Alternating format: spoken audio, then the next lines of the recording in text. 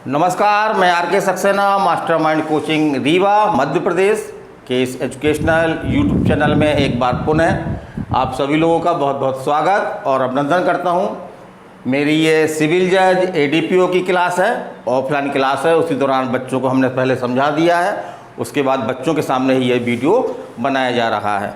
तो मेरी ये आईपीसी चल रही है इस समय, आईपीसी 1860। और कौन सी क्लास है हमारी ये? तो 32वीं क्लास है। और आज हम जो है वो आईपीसी के सबसे बड़े अपराध जिनको हम हत्या या मर्डर के नाम से जानते हैं, तो आज उसके बारे में हम बताने जा रहे हैं। तो आज हमारा टॉपिक है आईपीसी की धारा 300। तो मर्डर कैसे होता है? मर्डर किन स्थितियों में यदि किसी व्यक्ति को मार दिया जाए तो वो मर्डर की परिभाषा में आता है। तो चलिए हम इसी के बारे में आज चर्चा करेंगे। बहुत रोचक चर्चा है, एक बड़ा अपराध है आईपीसी का, ये सबसे बड़ा अपराध हम इसको कह सकते हैं। तो इसके बारे में जो आपके सिविल जज, एडीपीओ या अन्य अदर कोई ला एग्ज़ाम है तो उसमें किस तरह से क्वेश्चन बनते हैं, उस क्वेश्चन को विशेष रूप से हम बताएंगे यहाँ पर, ताकि कोई भी क्वेश्चन आपको गलत ना हो पाए। तो चलिए चलते हैं हम आईपीसी 1860 और हमारा आज का टॉपिक है हत्या। और सेक्शन कौन सी है आपकी? 300। और हमारी क्लास में जो है क्लास है आपकी 32वीं क्लास है आईपीसी की।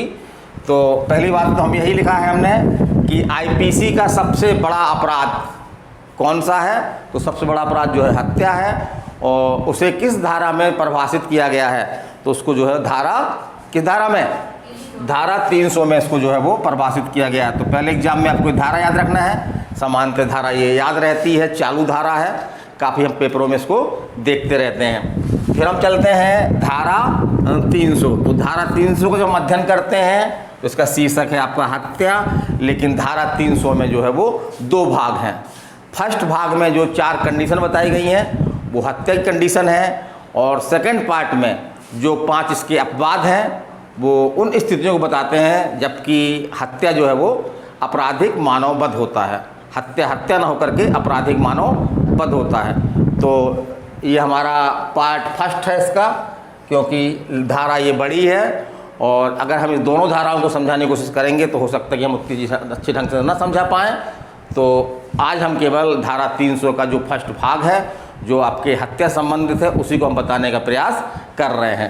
तो जैसा हमने लिख रखा है कि धारा 300 के 2 भाग हैं। जो प्रथम भाग है आपका, ये आपका जो हत्या संबंधित है, और जो दूसरा भाग है जो हम कल वीडियो में बताएंगे आपको, उनमें 5 अपवादों का उल्लेख किया गया है। तो यदि कोई मामला उनके अंतर्गत आता है तो वो हत्या ना होकर के क्या होता है? आपराधिक मानववध होता है। और हत्या से थोड़ा सा छोटा अपराध है आपराधिक मानववध, इसमें सज़ा जो है थोड़ा सा कम है।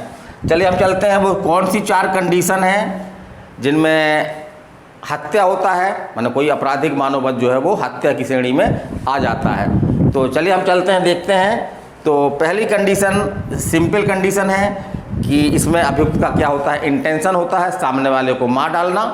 और इसी इंटेंशन के अंतर्गत वो कोई ऐसा कार्य करता है जिससे सामने वाले व्यक्ति को जो है वो मार भी देता है। तो ये आपका सीरियस सिंपल है, ये बिल्कुल प्योर हत्या है, ये है ना, एक डायरेक्ट हत्या और इनडायरेक्ट हत्या। तो पूरी तरह से ये डायरेक्ट हत्या है। इसमें अभियुक्त का इंटेंशन होता है कि सामने वाले व्यक्ति को मारना है और वो कोई ऐसा कार्य करता है जिससे सामने वाला व्यक्ति जो है वो मर जाता है। तो यहाँ पे हत्या होगा।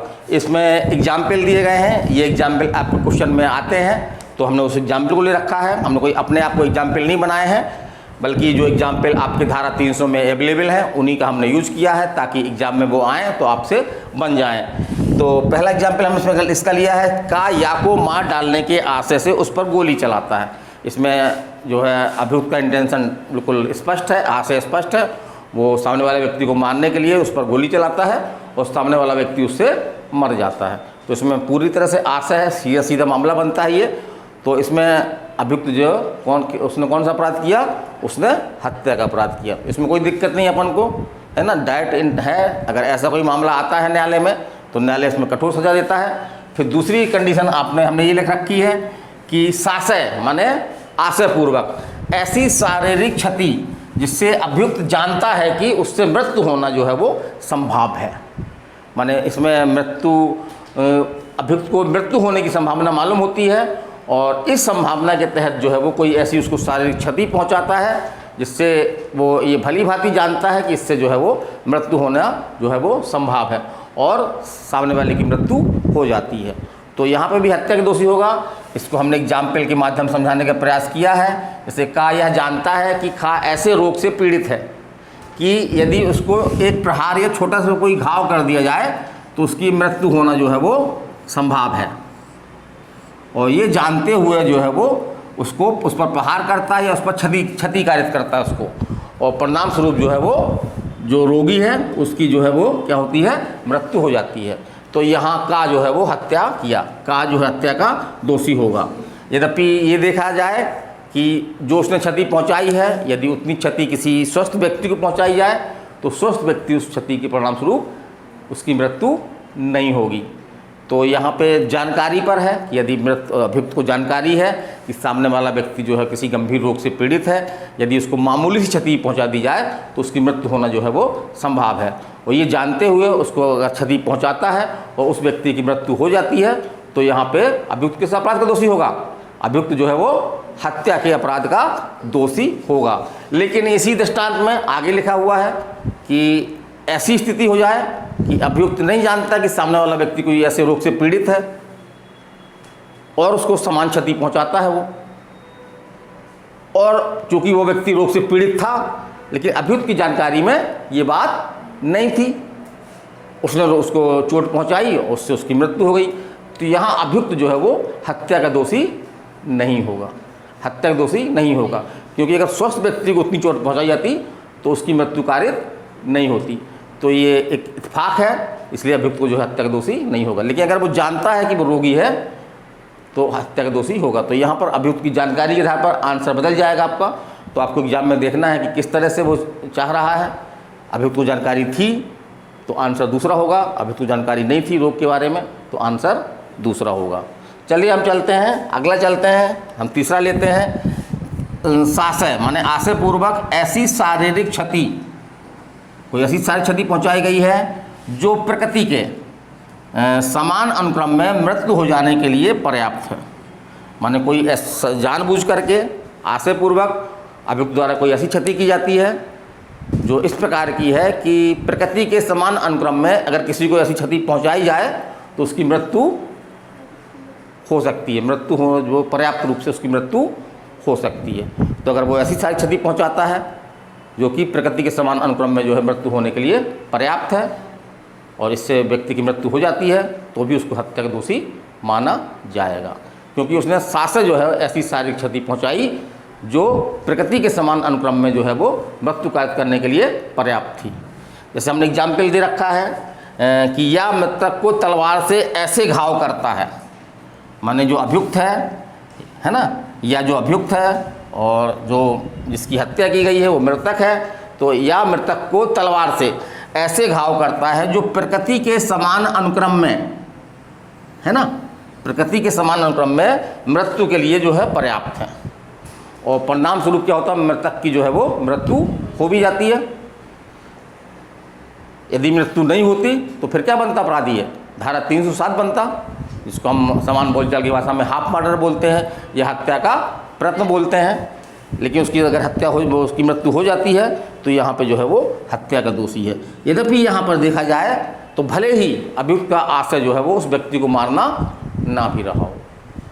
तो जैसे कि मान लीजिए कि ये हमारे एक चाकू ले रखा है ना, और किसी व्यक्ति के अगर हम गले में 3-4 बार कर देते हैं जानबूझ करके, अनजाने में नहीं, जानबूझ करके, तो एक समान बात है, प्रकृति के समान अनुक्रम में ये माना गया है कि किसी गले में अगर हम इस चाकू से जो है वो 3-4 बार कर दें तो उसकी मृत्यु के लिए वो पर्याप्त है, और यदि उसकी मृत्यु हो जाती है तो यहाँ पे अभियुक्त किस अपराध का दोषी होगा, अभियुक्त जो है वो किस अपराध का दोषी होगा, हत्या का दोषी होगा। किस अपराध का दोषी होगा, हत्या का दोषी होगा।